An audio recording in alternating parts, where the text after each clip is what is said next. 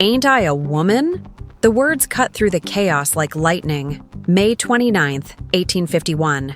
Akron, Ohio. A women's rights convention spiraling into complete pandemonium. Hundreds of angry white men shouting, jeering, drowning out every female speaker who dared approach the podium. Ministers declaring that women seeking rights were defying God's natural order. The organizers were losing control, their event becoming a mockery. Then she stood up. If you think you've seen powerful speeches that changed history, wait until you hear how this woman's voice sparked two revolutions at once. If you enjoy stories of spiritual leaders who defied impossible odds, subscribe to the channel now and leave a comment saying, "Remember Sojourner Truth," so her voice is never silenced again. 6 feet tall, wearing a simple gray dress and white bonnet. A black woman, formerly enslaved, who couldn't read or write. The crowd fell silent for a moment, stunned by her audacity. Who was this woman who dared to speak when educated white ladies had been shouted down? What gave her the courage to stand before hundreds of hostile faces when America's most educated female reformers had been humiliated into silence? That man over there says that women need to be helped into carriages and lifted over ditches and to have the best place everywhere. Nobody ever helps me into carriages or over mud puddles or gives me any best place. And ain't I a woman? The crowd was transfixed. This wasn't just a speech about women's rights. This wasn't just about abolition. This was something completely different. A spiritual revolution delivered by someone who wasn't supposed to exist in their world. Here was a woman challenging not just the law, not just society, but the very foundation of what America believed about race, gender, and God's will. Look at me. Look at my arm. I have plowed and planted and gathered into barns, and no man could head me. And ain't I a woman?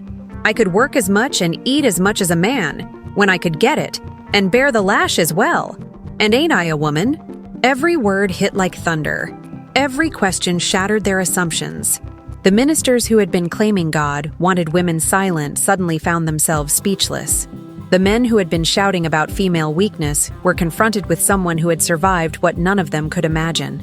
The women who had been told they were too delicate for public life witnessed someone who had endured horrors they couldn't comprehend, yet stood stronger than any of them. I have borne 13 children, and seen most all sold off to slavery. And when I cried out with my mother's grief, none but Jesus heard me. And ain't I a woman? The silence was deafening. In that moment, Sojourner Truth had done something impossible. She had made a room full of people who despised her see her humanity. She had turned her pain into power, her suffering into strength, her exclusion into authority. But how had this woman, born Isabella into Dutch slavery in upstate New York, never taught to read, separated from her children, brutalized for decades, become the most powerful voice in a room full of America's greatest orators? How had someone society deemed worthless transformed into a spiritual leader whose words would echo through history? Her journey to that podium had been paved with visions, miracles, and a divine calling that would reshape American Christianity forever. But it had started in the darkest places imaginable. What made that moment in Akron so extraordinary wasn't just what Sojourner Truth said, it was that she existed at all. Think about it. May 1851. America was a nation where enslaved people were considered property, not humans, where women couldn't vote, own property, or speak in public without scandal, where black women occupied the absolute bottom of society's hierarchy, invisible, voiceless, powerless. Yet here stood someone who was all three things society said couldn't lead: black, female, and formerly enslaved. The Women's Rights Convention had been planned by educated white women, reformers like Frances Gage, activists who had spent years fighting for basic rights. They had invited respected speakers, prepared careful arguments, organized every detail. What they hadn't planned for was disruption. Hostile clergymen had arrived en masse, determined to shut down what they called this unwomanly gathering. Male hecklers filled the back rows. Even some women attendees were having second thoughts, intimidated by the chaos. For hours, speaker after speaker had been shouted down. Women should remain silent in churches. You're defying God's natural order. Go home to your kitchens! The convention was becoming a disaster. The organizers were losing control of their own event. Then this tall figure in the back stood up. Someone nobody had invited. Someone nobody knew. Someone who had simply walked in and taken a seat among people who would normally cross the street to avoid her. Francis Gage, the convention president, later wrote, "I chanced upon the speaker's platform, and beckoning to Sojourner Truth, who sat in a corner of the church, far back. There was a hissing sound of disapprobation above and below. The crowd was furious that a black woman would even attempt to speak, but Sojourner Truth wasn't intimidated. She had faced worse than angry crowds. She had survived Dutch slave masters who spoke a language she couldn't understand. She had endured watching her children sold away from her.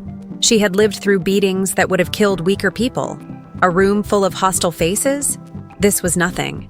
What the crowd didn't know, what they couldn't have imagined, was that this woman had been preparing for this moment her entire life, not in universities or finishing schools, but in cotton fields and prayer meetings, not through books and lectures, but through visions and divine revelations that had been building toward this confrontation.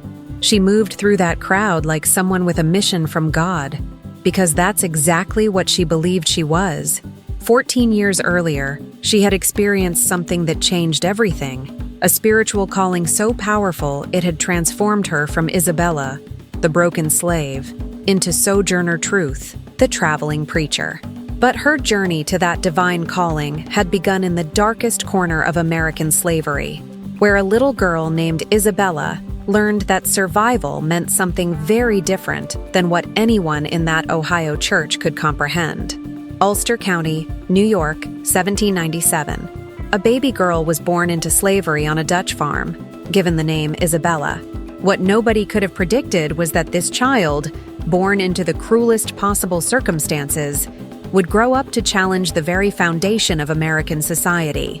Isabella's world was one of unimaginable brutality, made worse by language barriers that isolated her even from other enslaved people. The Hardenberg family spoke Dutch, and Isabella learned Dutch as her first language. English came later, broken and fragmented, which would forever mark her speech as different, another barrier in a life already filled with impossible obstacles. But it was the separation that nearly broke her. At 9 years old, Isabella experienced the trauma that would shape everything she became. Her master died, and she was sold at auction like livestock. Torn away from her parents, James and Elizabeth, she was purchased by John Neely for $100, along with a herd of sheep, a child's worth measured against farm animals. The Neely household was a nightmare. They spoke only English, and Isabella, speaking only Dutch, couldn't understand their commands. When she failed to respond correctly, because she literally couldn't comprehend what they wanted, they beat her with bundles of rods until her back was scarred permanently. A child, alone, unable to communicate, punished for circumstances beyond her control. Sometimes I crawled under the stoop and cried myself to sleep, she would later recall.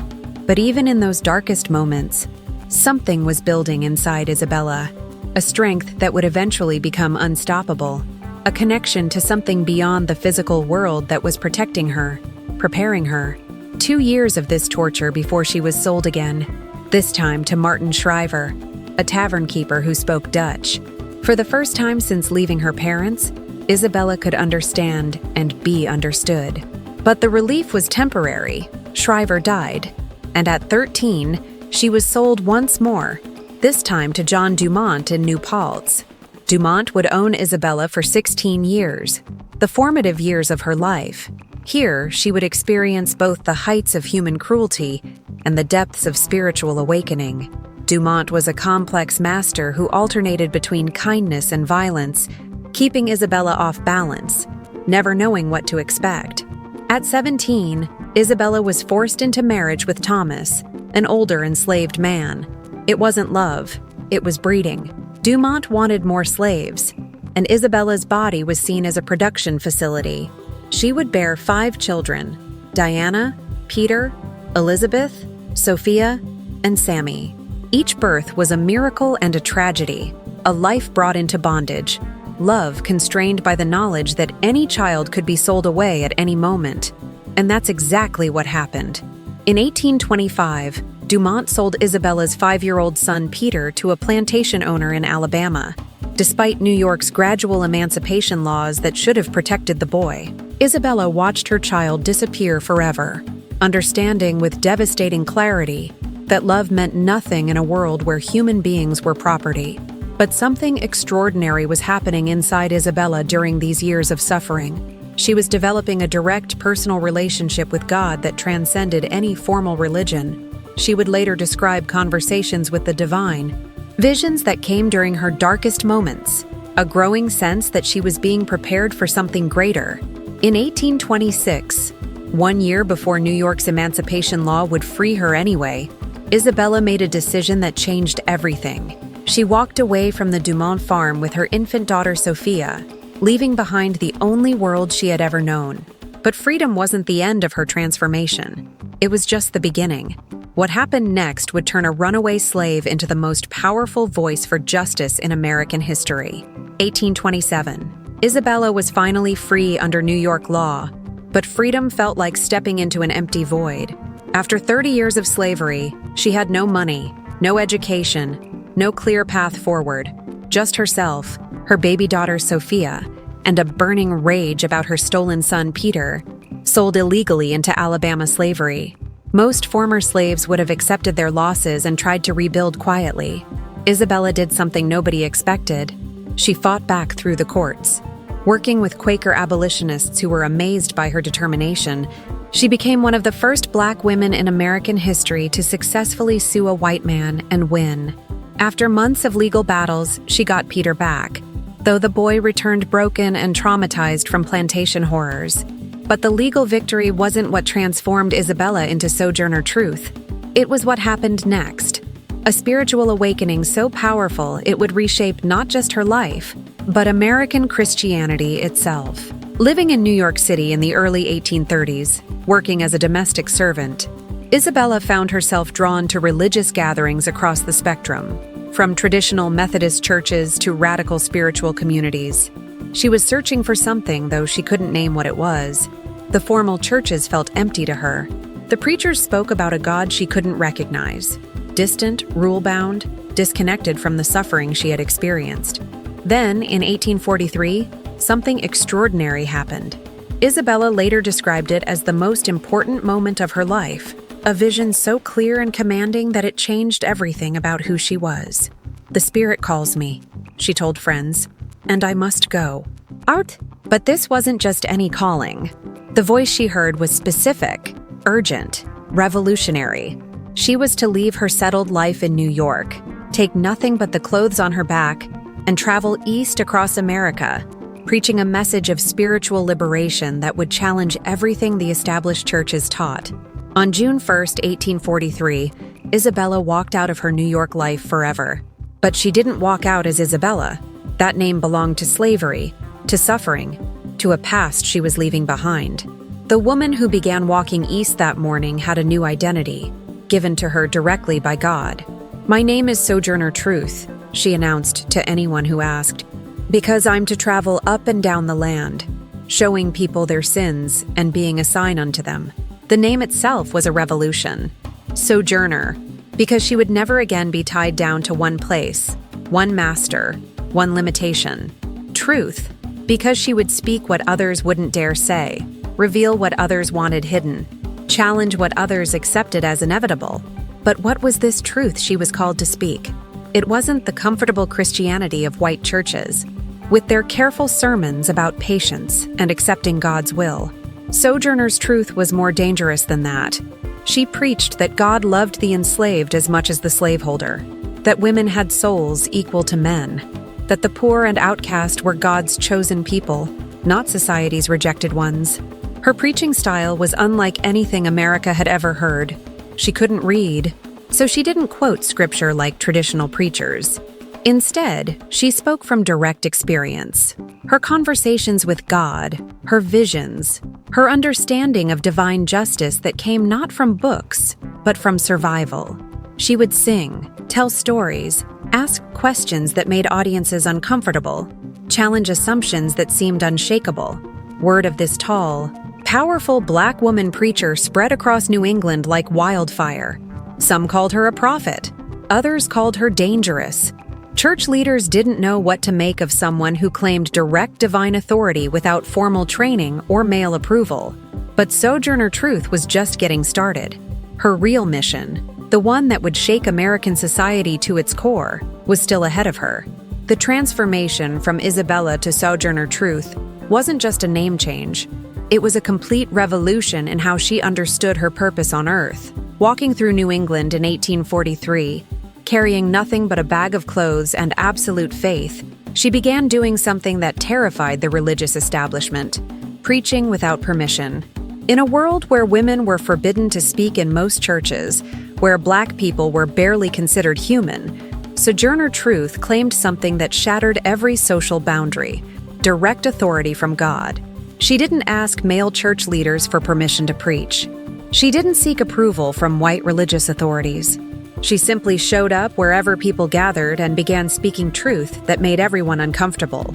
Her first audiences were small: camp meetings in Massachusetts, prayer groups in Connecticut, anyone willing to listen to a tall black woman with a powerful voice and an unshakable belief that God had given her a message America desperately needed to hear. But what was that message?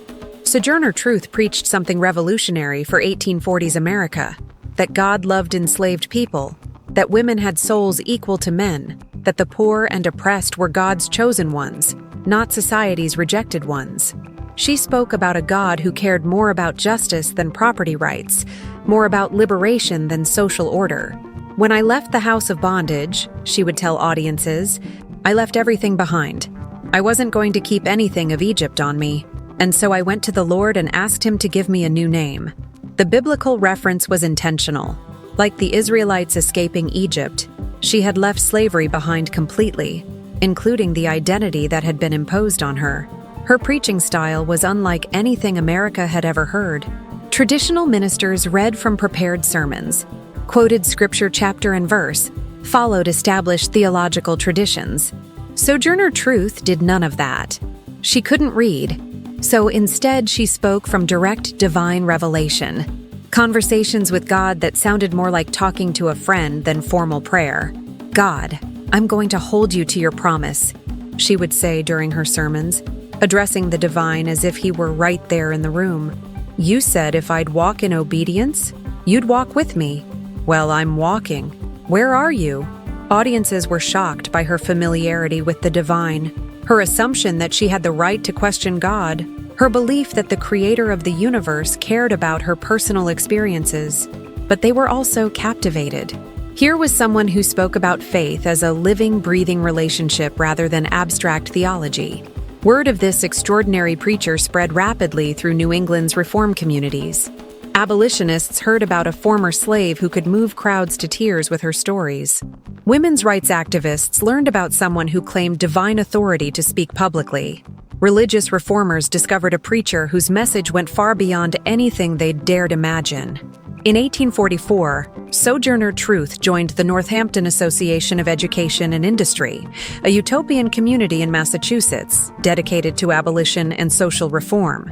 Here, she encountered some of the most radical thinkers in America, people like William Lloyd Garrison, Frederick Douglass, and Olive Gilbert.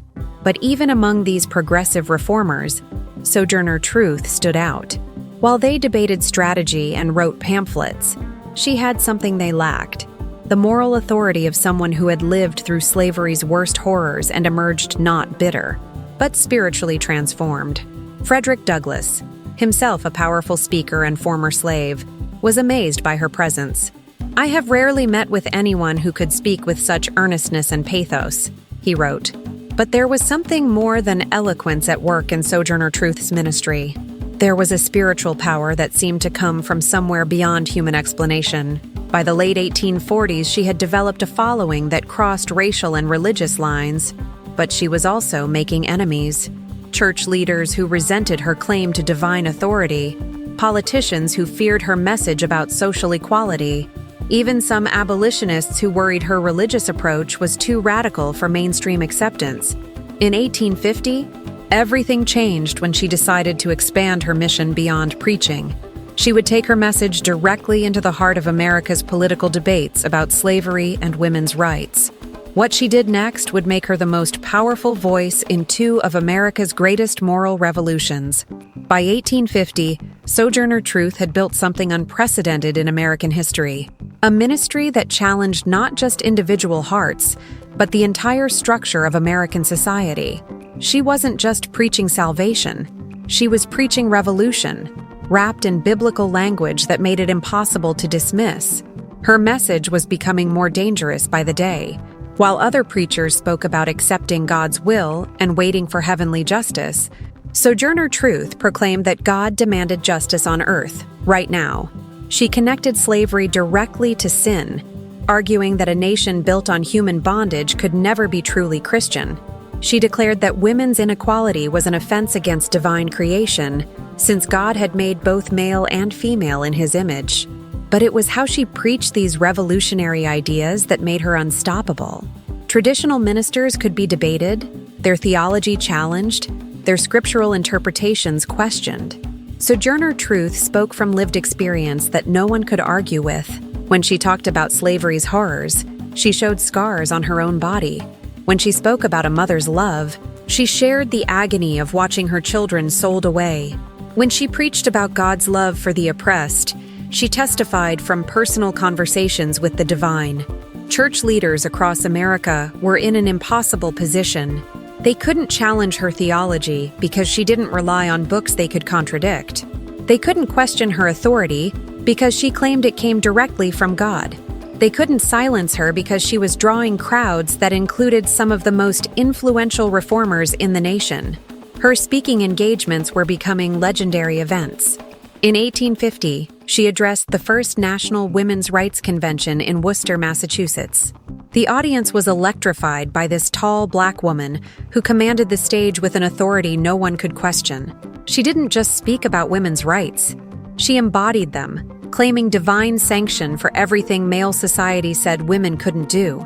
If the first woman God ever made was strong enough to turn the world upside down all alone, she declared to thunderous applause, these women together ought to be able to turn it back and get it right side up again. But it wasn't just women's rights audiences who were responding to her message. Abolition meetings across New England were requesting Sojourner Truth as a featured speaker. Her presence could transform any gathering from a polite discussion about policy into a powerful revival meeting about moral transformation. What made her especially dangerous to the established order was her ability to connect issues that others kept separate. She showed audiences that slavery and women's oppression were part of the same system, a society that treated some human beings as property and others as perpetual children. She argued that you couldn't truly abolish one without addressing the other. Frederick Douglass, watching her impact on audiences, recognized something extraordinary. She seemed to please herself and others best when she put her ideas in the oddest forms, he observed. She was a strange compound of wit and wisdom, of wild enthusiasm and flint-like common sense. By early 1851, Sojourner Truth's reputation had spread far beyond New England reform circles. Newspapers were writing about this remarkable Negro woman who could mesmerize audiences with her unique blend of spiritual authority and social criticism. Some called her a prophet, others called her a threat to social order. Religious leaders who had initially dismissed her as an ignorant former slave were beginning to understand that she posed a fundamental challenge to their authority. If God could speak directly to an uneducated black woman, if divine truth could come through someone society deemed worthless, then what did that say about their carefully constructed religious hierarchies? Political leaders were equally concerned. Sojourner Truth wasn't just advocating for gradual reform. She was calling for immediate, total transformation of American society. Her religious language made her message seem divinely ordained, making it harder for politicians to oppose her without seeming to oppose God Himself. In May 1851, she received an invitation that would change everything. The Ohio Women's Rights Convention in Akron needed speakers who could energize their cause. They had heard about this powerful preacher who could move audiences like no one else. What they didn't know was that Sojourner Truth was about to deliver the most famous speech in American women's history, and that the impact would reach far beyond anything anyone in that Ohio church could imagine. Spring 1851. America was fracturing along multiple fault lines simultaneously. The Compromise of 1850 had temporarily delayed civil war over slavery, but tensions were escalating daily. The Fugitive Slave Act was forcing northern states to return escaped slaves, making abolition a more urgent cause than ever. Meanwhile, the women's rights movement was gaining momentum after the groundbreaking Seneca Falls Convention of 1848, but facing brutal backlash from religious and political establishments. Into this explosive atmosphere stepped Sojourner Truth, carrying a message that terrified both sides of the political spectrum. These causes weren't separate issues. They were the same fight against a system that treated human beings as property. Her friendship with Frederick Douglass had been crucial in shaping this understanding. Both had escaped slavery. Both had become powerful speakers. But they approached liberation from different angles. Douglass focused on political strategy, legal arguments, calculated appeals to white conscience. Sojourner Truth operated from pure moral authority, claiming divine mandate for immediate social transformation. Their debates were legendary among abolition circles. Douglass, brilliant and strategic, would outline careful plans for gradual emancipation, political coalition building, constitutional arguments. Sojourner Truth would listen, then respond with devastating simplicity. Frederick, is God dead? She wasn't dismissing political strategy. She was challenging the assumption that God would wait for human institutions to catch up with divine justice. Her vision was more radical than anything mainstream abolitionists dared imagine. Complete equality, not just for enslaved people, but for all marginalized groups, implemented immediately because God demanded it. Women's rights leaders like Lucretia Mott and Elizabeth Cady Stanton were equally fascinated and unsettled by Sojourner Truth's message. They had been carefully arguing that women deserved equal treatment because they were moral, refined, civilized creatures who would improve society. Sojourner Truth argued something far more dangerous. Women deserved equality because they were human beings created in God's image, period.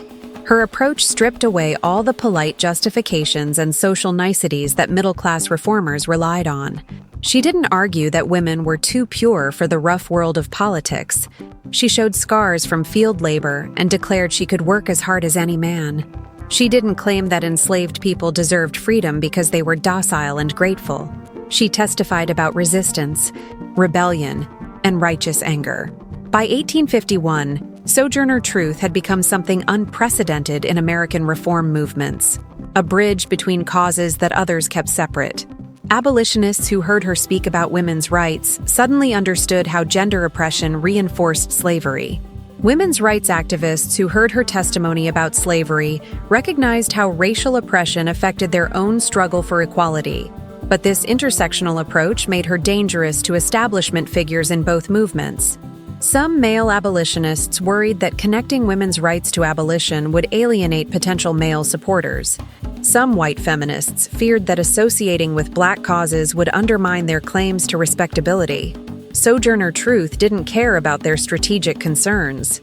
She had received her mission directly from God, and that mission was to speak truth regardless of who found it inconvenient. If male abolitionists couldn't handle women's equality, their commitment to freedom was incomplete. If white feminists couldn't embrace racial justice, their vision of sisterhood was a lie. In May 1851, these tensions came to a head when she received an invitation to speak at the Ohio Women's Rights Convention in Akron.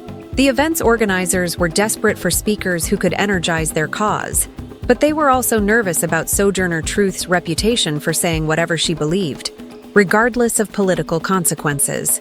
Frances Gage, the convention president, later admitted she was terrified about what might happen. "I chanced upon the speaker's platform," she wrote, trembling at the thought of having a colored woman speak at a women's rights convention. The other organizers shared her fears. Would Sojourner Truth's presence help or hurt their cause? What none of them anticipated was that Sojourner Truth was about to deliver the most powerful argument for women's rights in American history, and that she would do it by refusing to separate the struggles that others wanted to keep apart. The speech that was about to unfold would transform both the abolition and women's rights movements forever. May 29th, 1851, Old Stone Church, Akron, Ohio.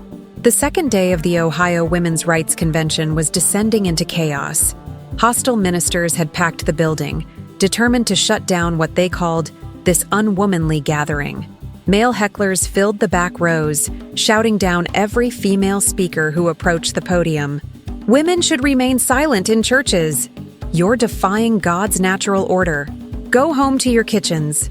The jeers were relentless, designed to humiliate and intimidate. Several planned speakers had already fled the building, too frightened to continue. Frances Gage, the convention president, was losing control of her own event. The carefully planned program was collapsing under organized resistance from men who saw women's rights as a direct threat to divine order. Some attendees were leaving, convinced the cause was hopeless against such overwhelming opposition. Then, from the back corner where she had been sitting quietly in her gray dress and white bonnet, Sojourner Truth slowly stood up. A murmur rippled through the crowd. Many had heard of this remarkable Negro woman preacher, but seeing her in person was different. 6 feet tall, commanding, radiating an authority that seemed to come from somewhere beyond human explanation. The hostile crowd fell silent, uncertain how to react. They had come prepared to shout down educated white ladies, not to confront someone whose very presence challenged every assumption they held about race, gender, and social order. Frances Gage later described the tension in that moment. There was a hissing sound of disapprobation above and below. I rose and announced, "Sojourner Truth," and begged the audience to keep silence for a few moments. Even she was nervous about what might happen next. Sojourner Truth moved to the front with deliberate confidence, as if she had been invited to speak at the most prestigious venue in America rather than a chaotic meeting under siege. She looked out over the hostile faces, then began speaking in her distinctive voice, deep, clear, carrying traces of the Dutch accent from her childhood slavery. "Well, children, where there is so much racket, there must be something out of kilter." The simple opening disarmed everyone. In one sentence, she had acknowledged the chaos while claiming maternal authority over the entire room, calling grown men children with such natural authority that no one dared object. I think that twixt the Negroes of the South and the women at the North, all talking about rights, the white men will be in a fix pretty soon. Nervous laughter rippled through the crowd.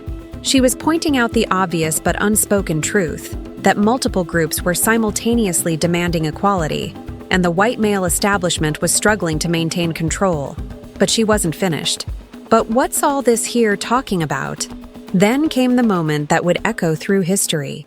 She looked directly at a minister who had been arguing that women were too weak and delicate for equal rights, too fragile for the harsh world of politics and public life. That man over there says that women need to be helped into carriages and lifted over ditches, and to have the best place everywhere.